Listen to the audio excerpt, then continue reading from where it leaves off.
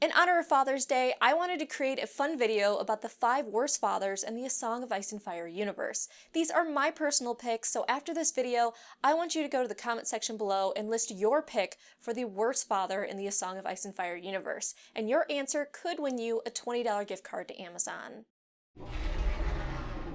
Starting with number 5, Aegon IV, also known as Aegon the Unworthy. Aegon was a greedy, manipulative man with no sense of self-control, so it isn't too surprising he wasn't the best father. Aegon would often start rumors that his son and heir, Daeron II, wasn't his and that his wife had an affair that created his son. This was usually when his son was opposing him on something, with good reason. So it's not like his son was just being a total fuck-up and he wanted to disown him. After his wife died, Aegon would then make barely hidden references to Daeron being illegitimate. Aegon IV was such a great dad that after his son married the Princess of Dorne, he decided he should attack Dorne twice, cause nothing says, "I'm a great father," like attacking your son's wife's family unprovoked.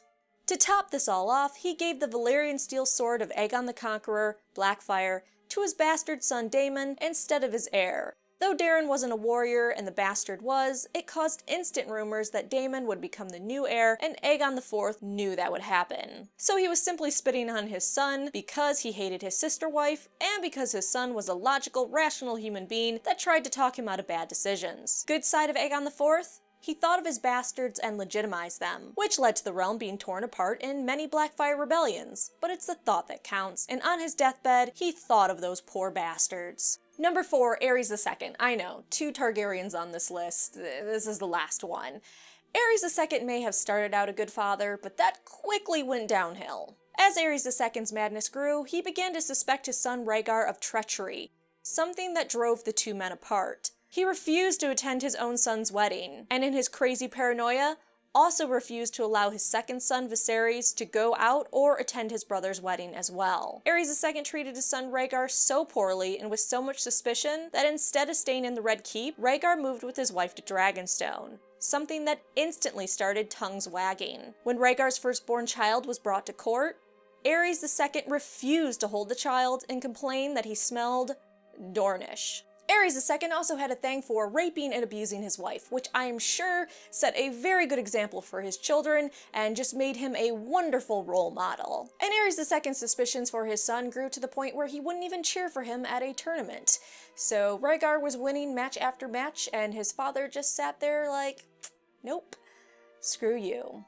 Though there are many other shitty things Aerys II did, one of the highlights was him keeping his son's wife and children as hostages to ensure the loyalty of Dorne, while he sent his own wife and kid to safety. So while Rhaegar died fighting to keep his father's crown, his wife and children were kept at King's Landing, where they were killed along with Aerys II.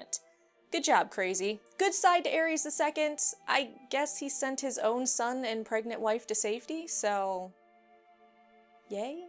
Number 3, Tywin Lannister. Tywin had many hopes for his children. Well, mostly his twins Jaime and Cersei.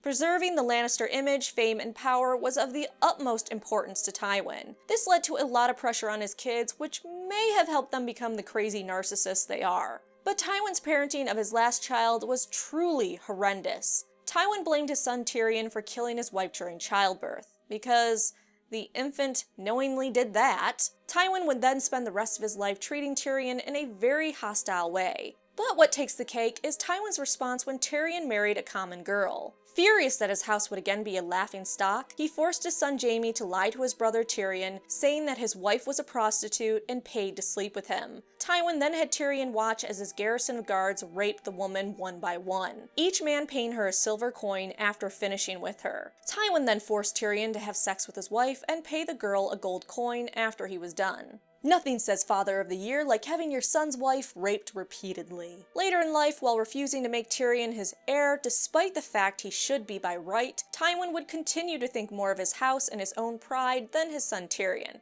And we could argue for his other children as well. Oh, and let's not forget Tywin put his son in the vanguard during a battle in the War of the Five Kings in hopes that he wouldn't survive the battle. That's some fatherly love. He's also a huge hypocrite that just sends mixed signals to his kids. But hey, in the books Jaime is starting to become a better man. That counts for something, right? Good side of Tywin, he poured a lot of work into his twins, and they turned out special? Number 2, Randyll Tarly. Lord Tarly had high expectations for his son and one-time heir Sam, and in order to bring him up to those expectations, he did a lot of horrific shit. Lord Tarly did everything in his power to raise his son to be a worthy heir.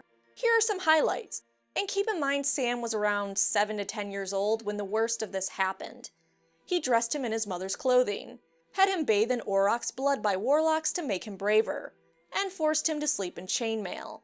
And that's not all. When Sam got older, he told his father he wanted to become a maester. Well, the Tarleys don't serve, so his father decided the best course of action to rid Sam of these desires was to chain him hand and foot to a wall for 3 days and 3 nights. The chain around his neck was so tight, it broke his skin, and if he rolled the wrong way in his sleep, it cut off his breathing. This punishment scarred poor Sam so much that when he is told as an adult he's going to become a maester for the Night's Watch, he panics and fears the chain he'll have to wear around his neck. Finally, after having his second son, Lord Tarly would realize that that was the heir he wanted, and he would let his son Sam know that either he needed to join the Night's Watch and renounce being his heir, or he would have a tragic hunting accident.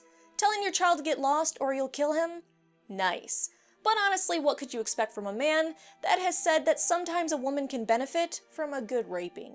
Good side of Randyll Tarly, well, from all we know, the other 2 of his kids are doing alright. Also, everybody knows that bathing your child in blood is the #1 way to increase their courage, so you can't really fault him on that one.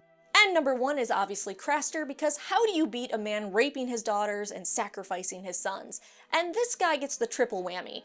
Terrible father, terrible husband, and terrible husband-father. Craster has 19 wives, and many of them are his own daughters, which is a creepy sexual abuse sort of thing, and he uses them as basic slaves for work and sex. Any sons he has, he sacrifices to the others. So you decide which is worse, being his son or being his daughter. Good side of Craster, he loves his children so much that he makes love to some of them. I can't believe I just said that. So those are my picks for the 5 worst fathers in the A Song of Ice and Fire universe. For your chance to win a $20 gift card to Amazon, all you have to do is like this video and list in the comment section below who is your pick for the worst father in this universe. So thank you for watching. Make sure you like this video and come back for more Game of Thrones, Star Wars, comic videos, and anything sci-fi fantasy related. And if you are waiting on my audio-only history videos, they will be coming out soon.